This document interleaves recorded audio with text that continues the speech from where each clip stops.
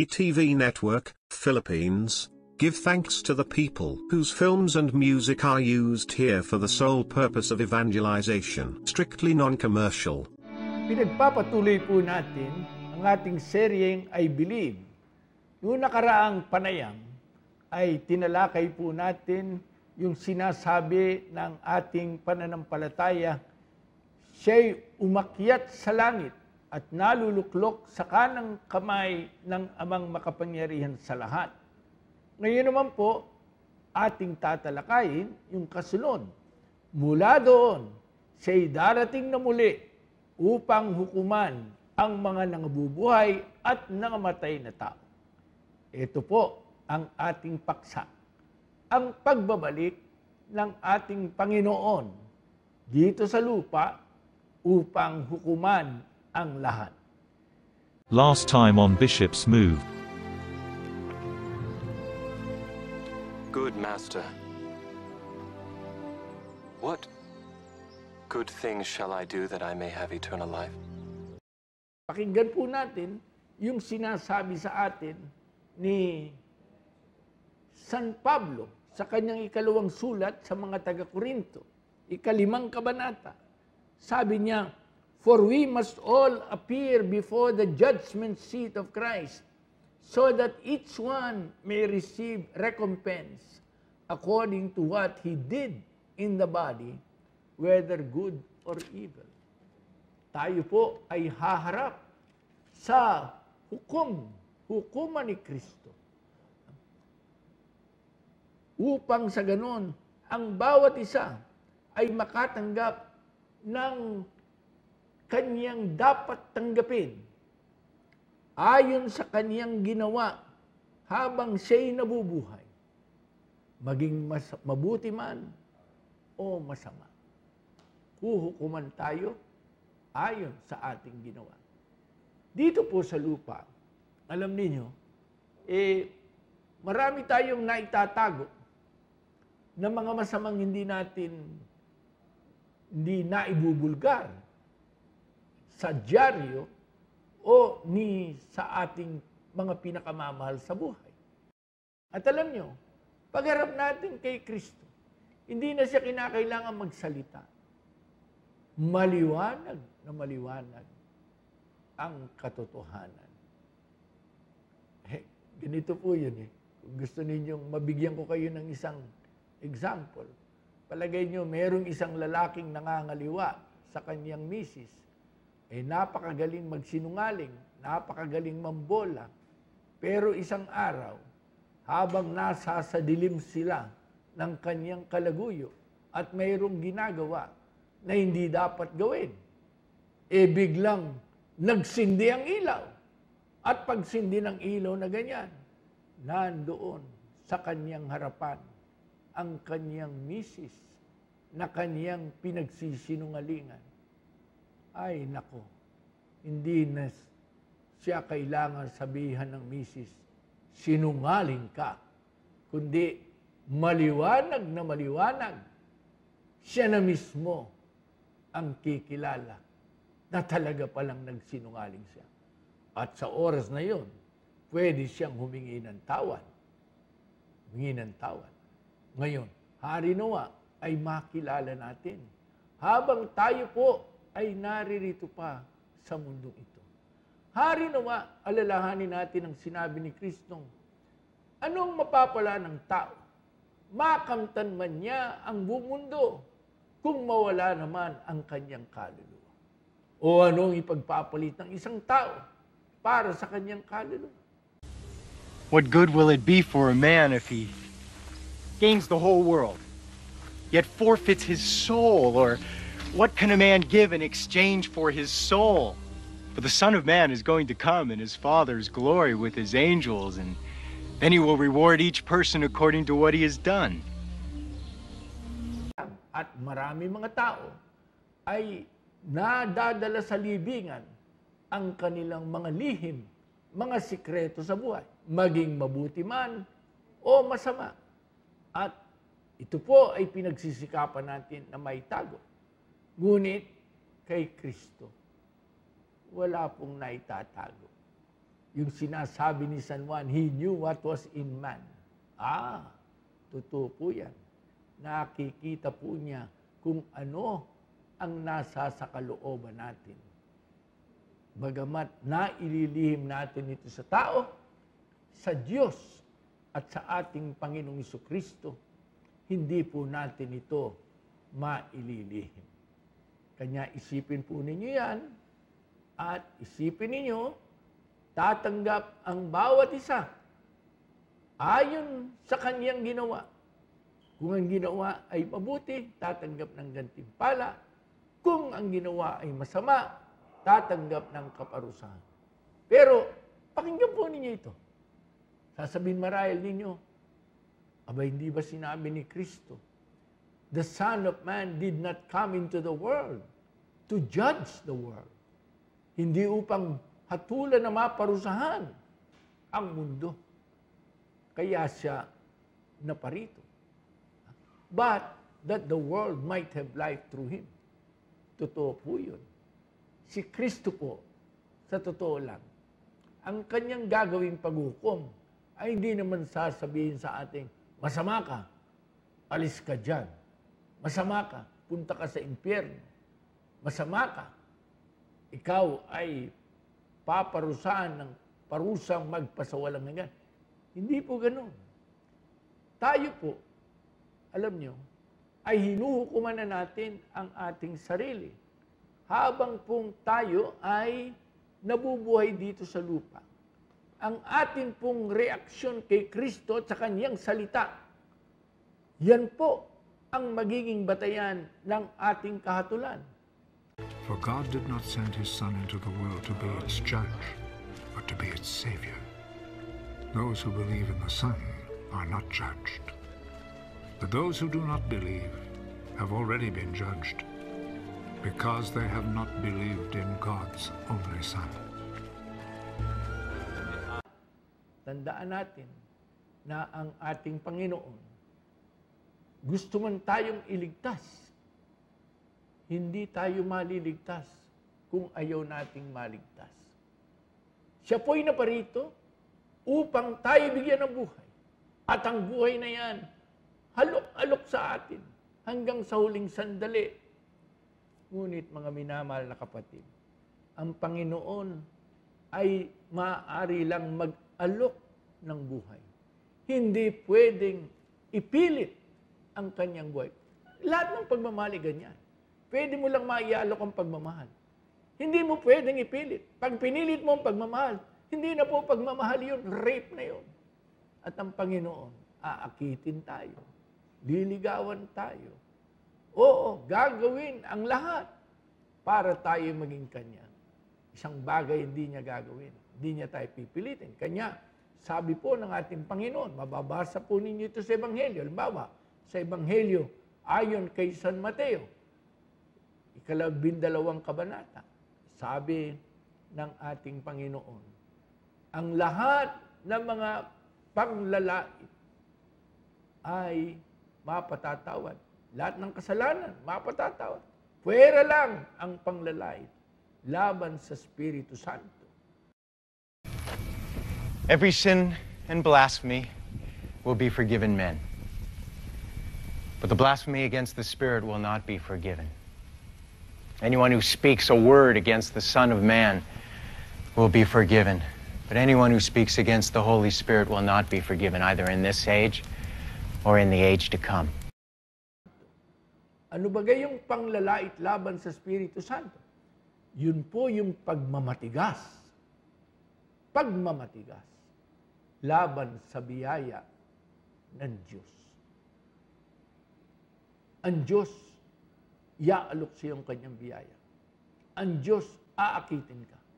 Ngunit kapag kasinaran mo ang iyong puso at tinanggihan mo ang pagmamahal ng Diyos, pinatigas mo ang iyong puso, hindi ka makatatanggap ng kapatawaran. Hindi sapagkat ayaw magpatawad ng Diyos, kundi sapagkat ayaw mong tanggapin ang kanyang pagpapatawad.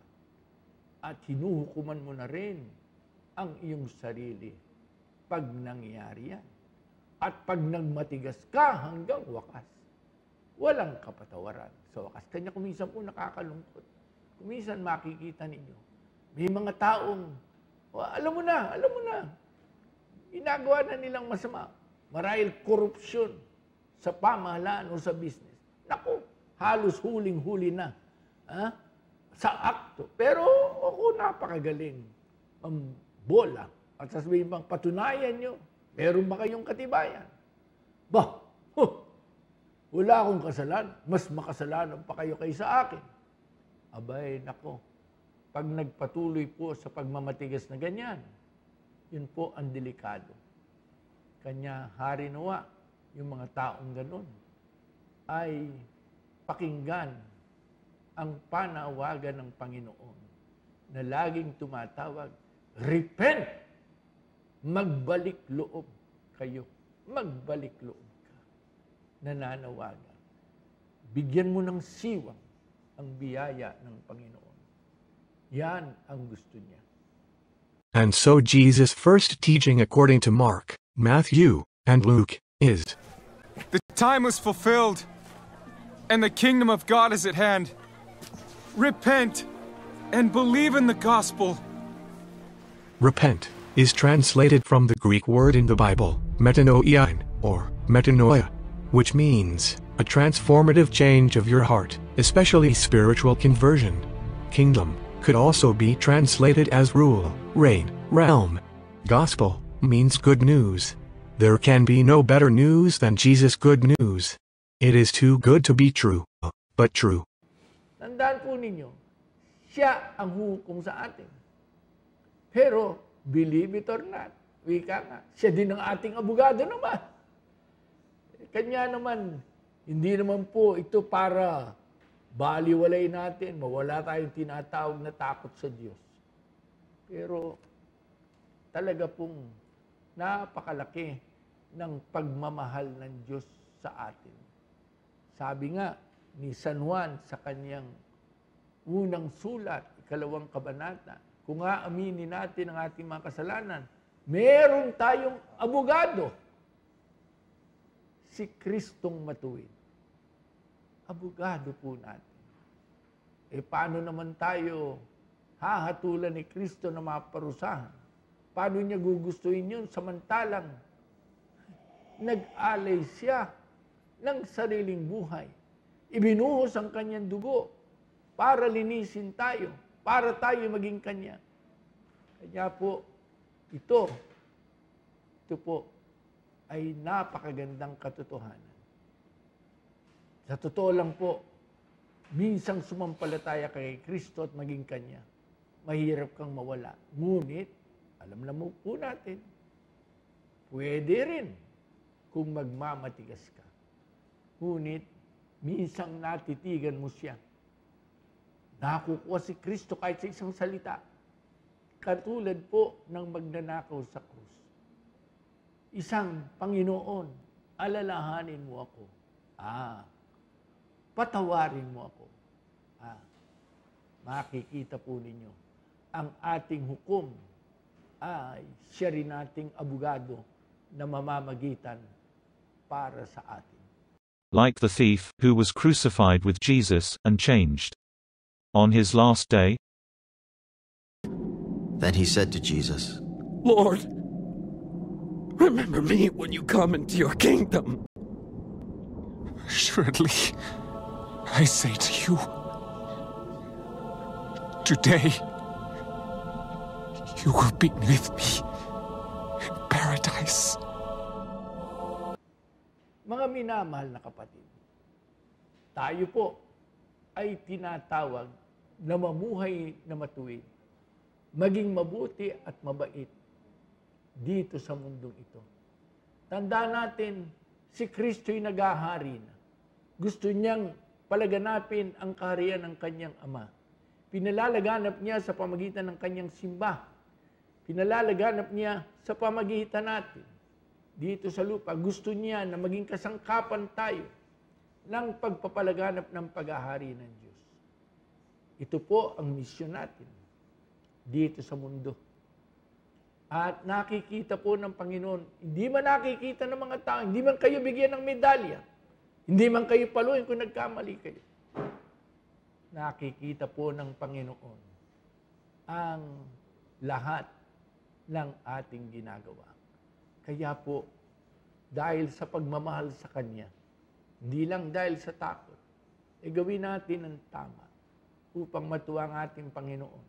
At lalong-lalo na, alam nyo, ang pinakamagandang batayan ay yung nagagawa natin sa mga mahihirap at mga taong nangangailangan. Ano man ang gawin ninyo sa isa sa pinakamaliit na kapatid kong ito, sa akin ninyo ginawa, tuloy kayo sa kaharian ng aking Ama. Then shall the king say unto them on his right hand, Come ye blessed of my Father. Inherit the kingdom prepared for you from the foundation of the world. For I was an hungered, and ye gave me meat. You gave Jesus food. I was thirsty, and ye gave me drink. You loved Jesus and your brethren. I was a stranger, and ye took me in. You gave Jesus shelter. Naked, and ye clothed me. You gave Jesus clothes. I was sick, and ye visited me. I was in prison, and ye came unto me. You gave Jesus your precious time. Then shall the righteous answer him, saying, Lord, when saw we thee an hungered, and fed thee? Or thirsty, and gave thee drink? When saw we thee a stranger, and took thee in? Or naked, and clothed thee? Or when saw we thee sick, or in prison, and came unto thee? And the king shall answer, and say unto them, Verily I say unto you, inasmuch as ye have done it unto one of the least of these, my brethren, ye have done it unto me. Jesus himself says, in his own words, that he is in his brethren, with you, and in you and me, always. He never leaves you and me, even to the end. This is the reason why we must love one another.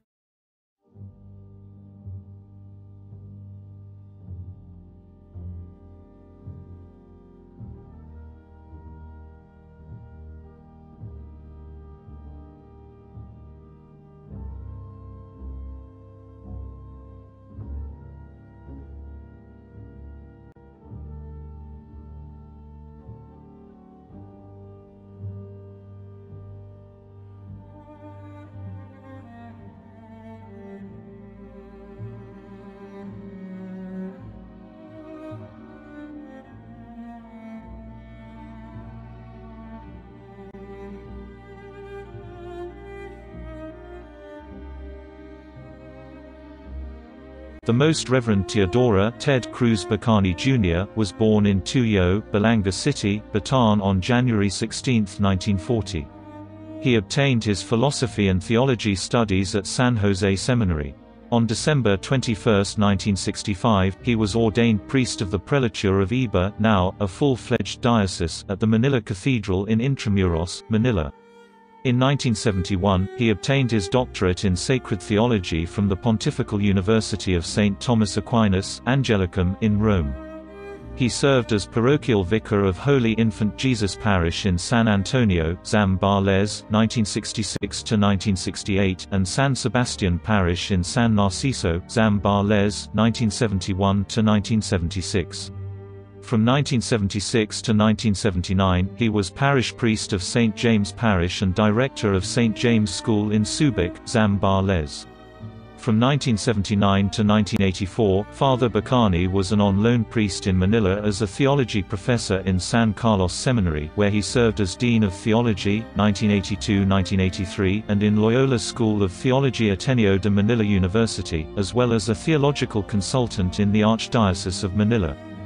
Pope John Paul II named him Auxiliary Bishop of Manila and Titular Bishop of Gauriana on March 6, 1984, and was ordained bishop on April 12, 1984. He served as parish priest of San Fernando de Dilao Parish in Paco, Manila from 1984 to 1996. He was named District Bishop of the Ecclesiastical District of Manila in 1985, and District Bishop of Quezon City North and Caloocan in 1996. With the creation of the Diocese of Novaliches on December 7, 2002, he was named its first bishop and was formally installed on January 16, 2003, but later resigned in November 25 of that year. We have mainstream production people.